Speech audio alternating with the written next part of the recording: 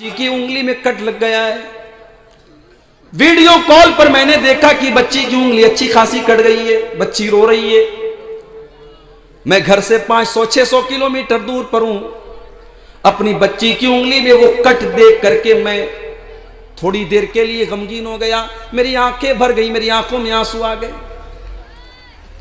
इंसान अपने परिवार से इतनी मोहब्बत करता है कि अपने बीवी बच्चों को वो हल्की सी तकलीफ में नहीं देख सकता।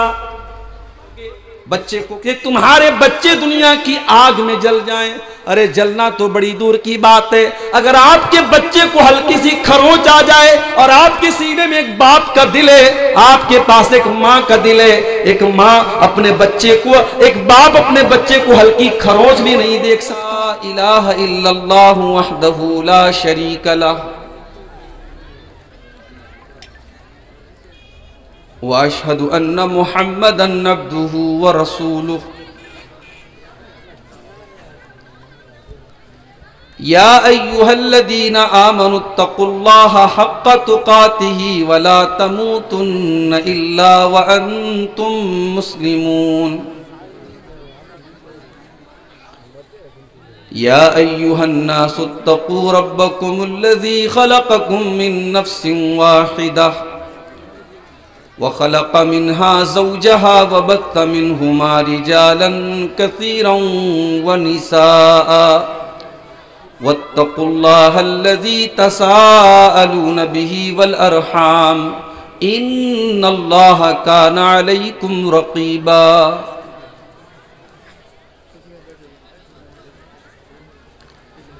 या अय्युहल्लज़ीना आमनुत्तक़ुल्लाहा वक़ूलू क़ौलन सदीदा युस्लिह लकुम अअमालकुम व यग़फ़िर लकुम ज़ुनूबकुम वमन युतिइल्लाह व रसूलहु फ़क़द फ़ाज़ फ़ौज़न अज़ीमा।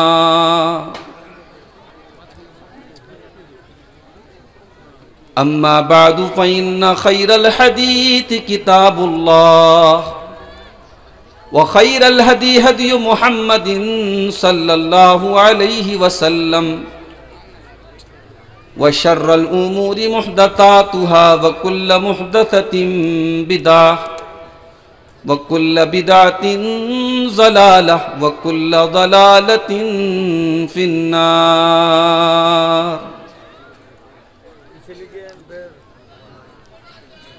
अऊज़ु बिल्लाहि मिनश शैतानिर रजीम। बिस्मिल्लाहिर रहमानिर रहीम।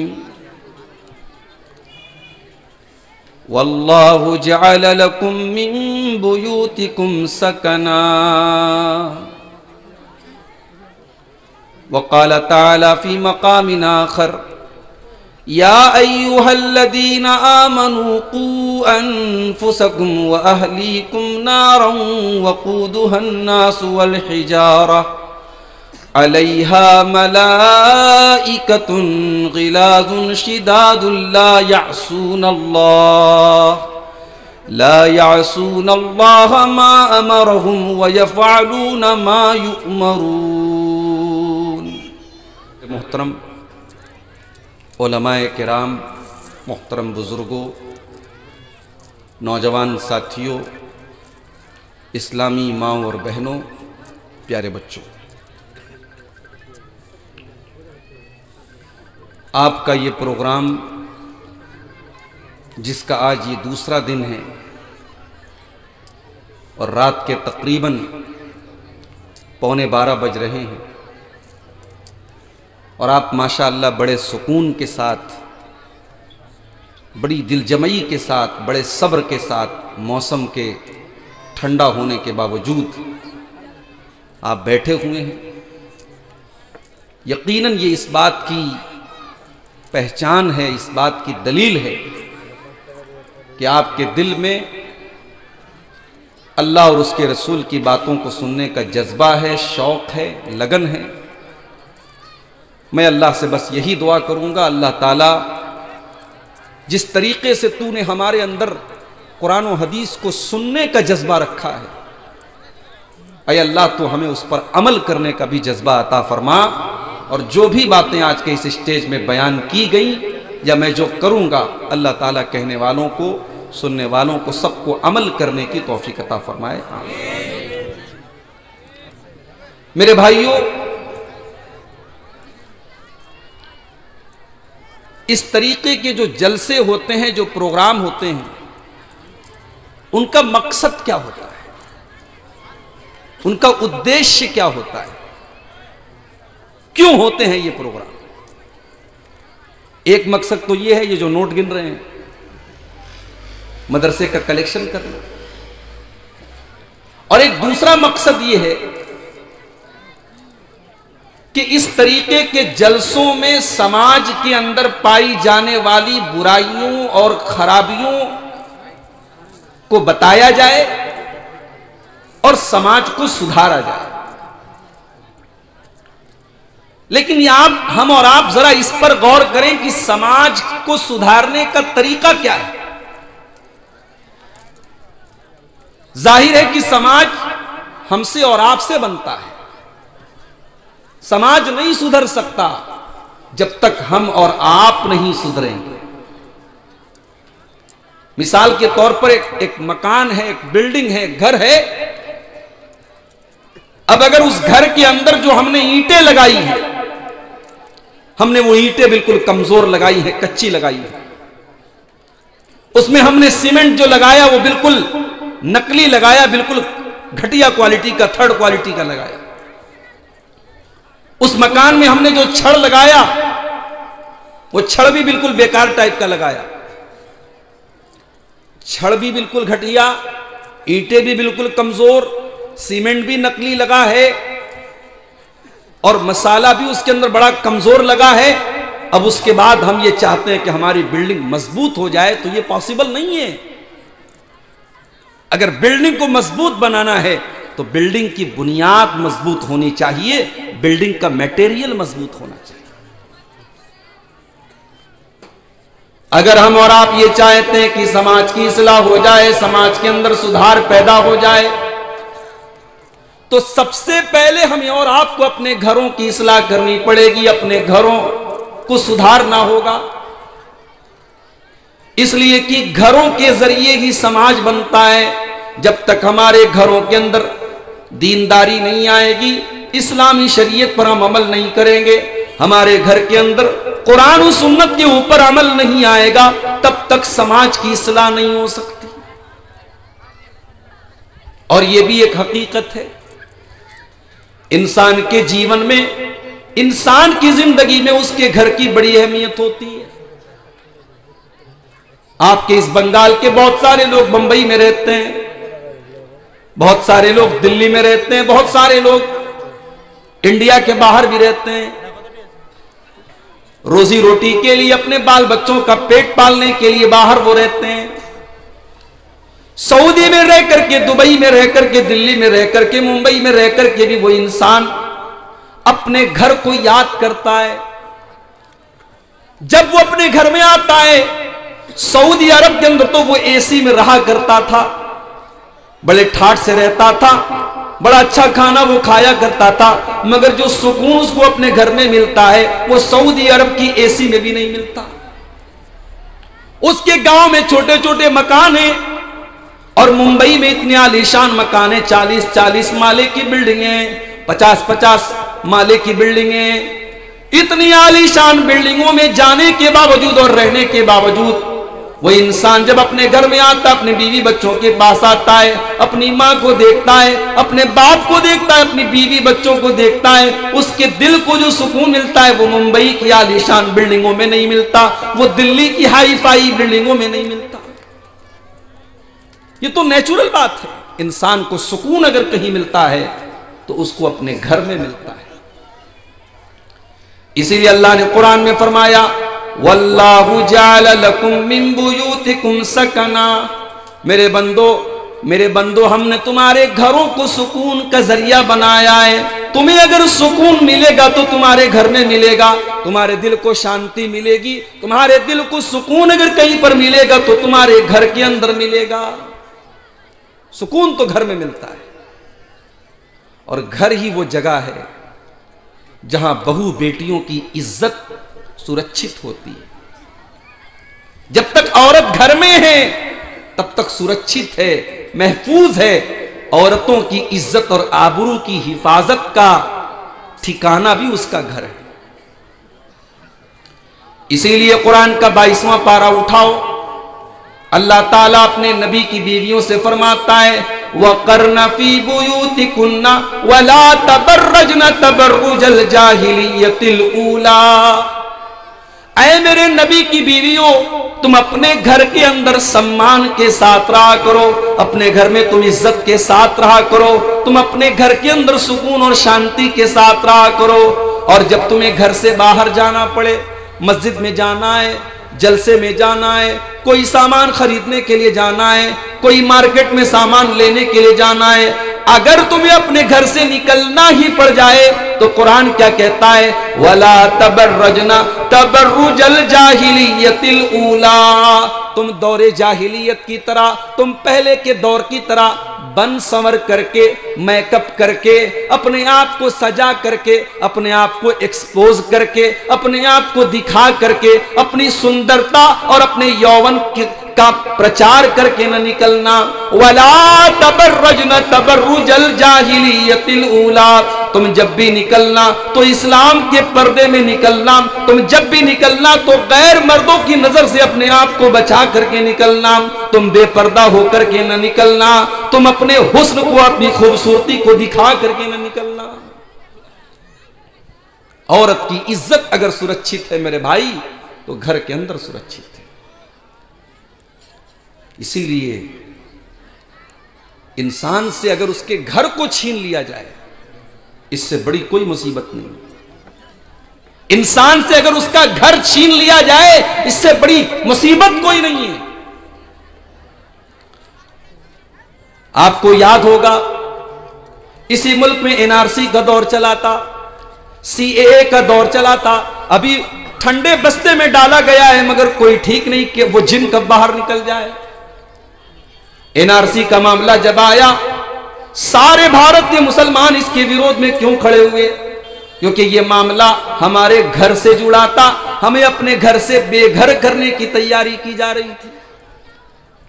एक इंसान को उसके घर से निकाल दिया जाए, इससे बड़ी मुसीबत तो कोई नहीं है। इसीलिए जब अल्लाह के नबी के दौर में यहूदियों ने मुसलमानों के साथ गद्दारी की, जब यहूदियों ने मुसलमानों के साथ धोखा किया, तो अल्लाह ने हुक्म दिया कि यहूदियों को उनके घरों से निकाल दिया जाए, और अल्लाह ने इसको अपना बहुत बड़ा अजाब करार दिया। अल्लाह ने फरमाया, हुवल्लज़ी अखरजल्लज़ीना कफरू मिन अहलिल किताबि मिन दियारिहिम लिअव्वलिल हश्र। अल्लाह ताला ने इन यहूदियों को इनके घरों से निकाल करके इनके ऊपर अपना अजाब नाजिल किया। और जब वो यहूदी घर से निकल रहे थे तो उनको पता था कि अब दोबारा तो हमको आना नहीं है, तो दरवाजा भी तोड़ रहे थे, खिड़की भी तोड़ रहे थे, अपने घर के सामान को अपने हाथों से तोड़ रहे थे। अल्लाह ने इसको भी अजाब करार दिया। अल्लाह ने फरमाया, युखरिबून बुयूतहुम बिअयदीहिम व अयदिल मुमिनीन फातबिरू या उलिल अबसार। ओ लोगों, जरा इन यहूदियों को देखो, ये अपने ही हाथों से अपने घर को तबाह कर रहे हैं, अपने घर को बर्बाद कर रहे हैं। किसी का घर लुट जाए, वो किसी शायर ने कहा है ना, लोग टूट जाते हैं एक घर बनाने में, लोग टूट जाते हैं एक घर बनाने में, तुम तरस नहीं खाते बस्तियां जलाने में। एक घर बनाने में इंसान टूट जाता है और तुम बस्तियों में आग लगा देते हो, पूरी पूरी बस्ती को जला देते हो। अरे कितने बेरहम हो, तुम तरस नहीं खाते हो। इंसान कितनी मुश्किल से एक घर बनाता है। तो इंसान की जिंदगी में घर की बड़ी अहमियत है मेरे भाई। और आज मेरे वक्तव्य का जो विषय है, मेरी तकरीर का जो टॉपिक है, वो यही है कि हम अपने घर को एक आइडियल घर कैसे बनाएं। बुझते पा रहे कि ना बुझते पा रहे?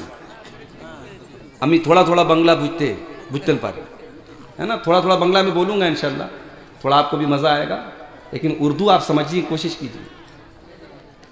हम बताएंगे आपको कि आपको अपने घर को एक आदर्श घर, एक आइडियल घर, एक इस्लामी घर कैसे बनाना है, इस पर हम बात करेंगे।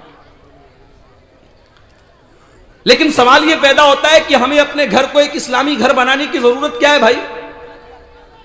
अगर हमारे घर की औरतें बेपर्दा निकल रही, क्या फर्क पड़ता है? हमारा बच्चा चोरी कर रहा है तो क्या फर्क पड़ता है? फर्क पड़ता है।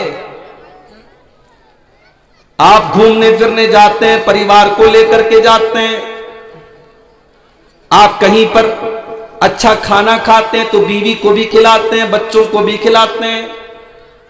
कलिया चक्की मार्केट से कपड़ा खरीदते हैं तो अपनी एहलिया, अपनी मोहतरमा का भी खरीदते हैं, अपने बच्चों का भी खरीदते हैं।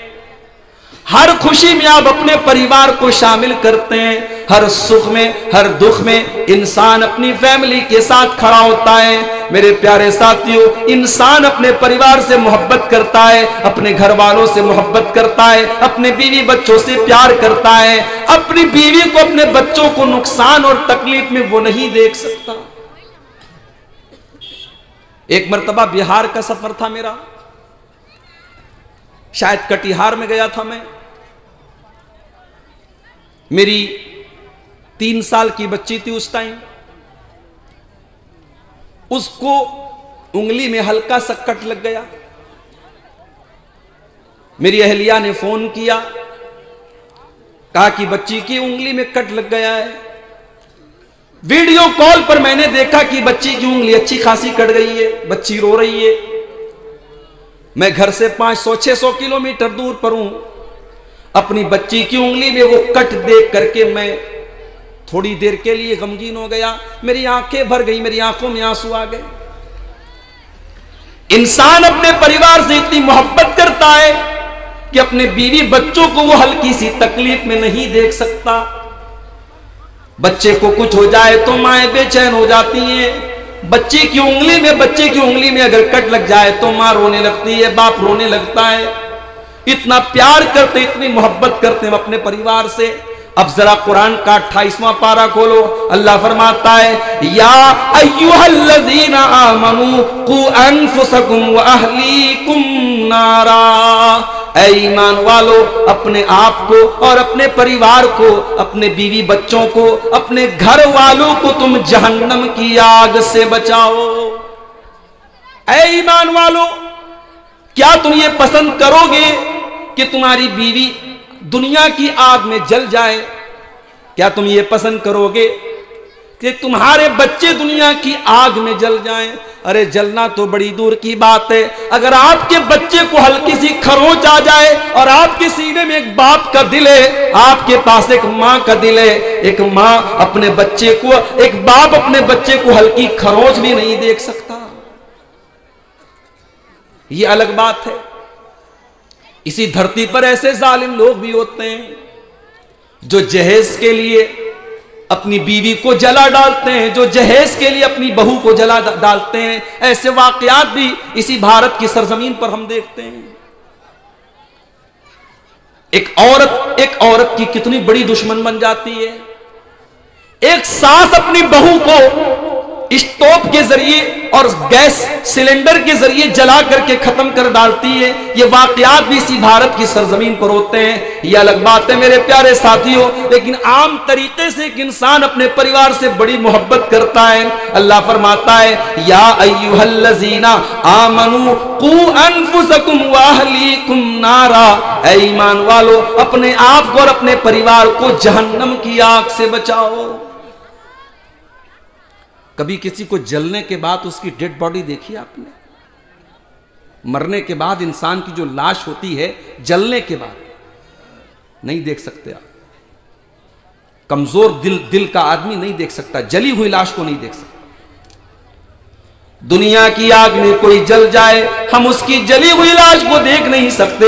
अल्लाह के नबी फरमाते कि जहन्नम की आग इस दुनिया की आग से 70 गुना ज्यादा खतरनाक होगी। दुनिया की आग इंसान को जला देती है और उसकी जली हुई लाश को हम देख नहीं सकते।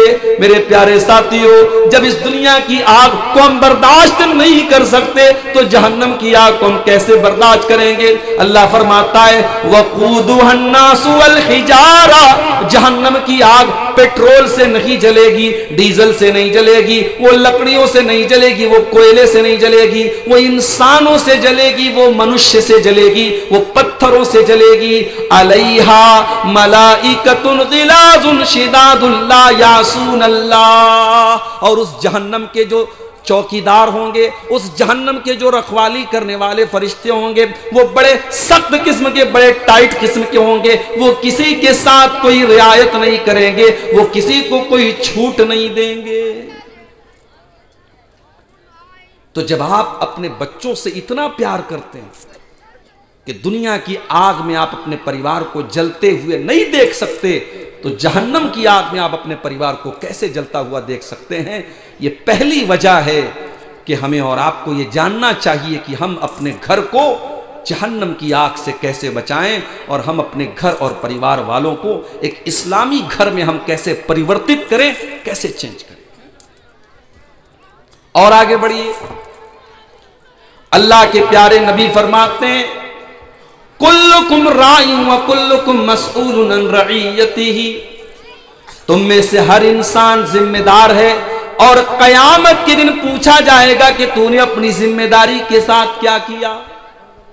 मदरसे के सेक्रेटरी साहब माफ कीजिएगा, मस्जिद के सेक्रेटरी साहब माफ कीजिएगा, आपको अगर गांव वालों ने मस्जिद का सेक्रेटरी बनाया, आपको मदरसे का सेक्रेटरी बनाया, ये जिम्मेदारी और ओहदा लोग बड़े शौक से मांगते हैं और लोग ये सोचते हैं कि मुझे ये कुर्सी मिल जाए, ये ओहदा मिल जाए। मगर याद रखना मेरे भाई, ओहदा जितना बड़ा हो उतनी ही बड़ी जिम्मेदारी आपके कंधों पर होती है और अल्लाह ताला उस जिम्मेदारी के बारे में कल कयामत के दिन सवाल करेगा कि आपने उस जिम्मेदारी को कितना निभाया।